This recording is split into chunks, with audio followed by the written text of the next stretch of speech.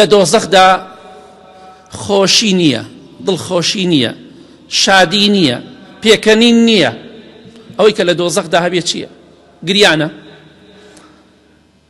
پێغەمبەری خوا فەرمێ صلی الله عليه وسلم ئەوەندە دەگرین ئەهلی دۆزەخ حتا فرمێسکەکانیان تەواوە بێ ئەمجا خوێن لە چاویان دێتە خوارەوە. فرمێسک نەما، ئاوەکە نەما، خوێن دێتە خوارەوە. پەشیمانن. بۆچی دەگرین؟ چونکە پەشیمانن. ئەهلی دۆزەخ هاوار دەکەن، شیوەن دەکەن لە قورئان و حەدیثا باس کراوە. پەنا بەخوای گەورە بۆ خۆمان بخەین ناواگری دۆزەخەوە. گریان و شیوەن نەخۆمان بەردەین لە پێناو ئەم دنیای کە هیچ قیمەتێکی نییە. بەڵام ئەهلی بەهەشت خوای گەورە بە ئەهلی بەهەشتمان قبوڵکە، پێ دەکەنن، دڵخۆشن. فاليوم الذين آمنوا من الكفار يضحكون. ڕۆژی قیامەت ئیمانداران بە کێ پێ دەکەنن؟ بە کافرەکان کە لە ناو دۆزەختان.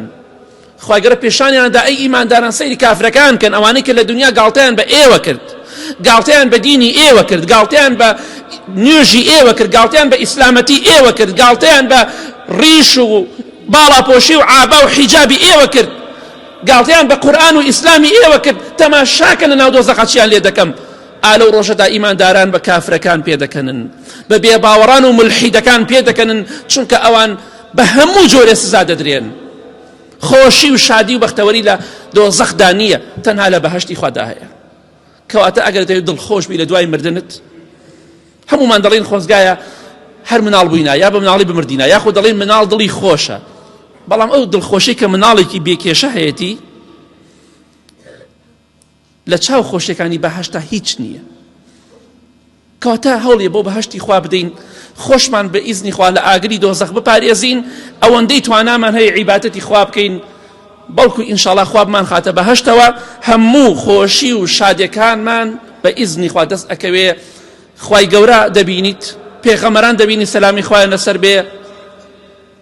ئینشاءڵڵا جومعەیەک دەم چەند جومعانە بە تایبەت باسی بینینی خوای گەورە دەکەین کە خۆشترین ناز و نیعمەتی ئەهلی بەهەشت.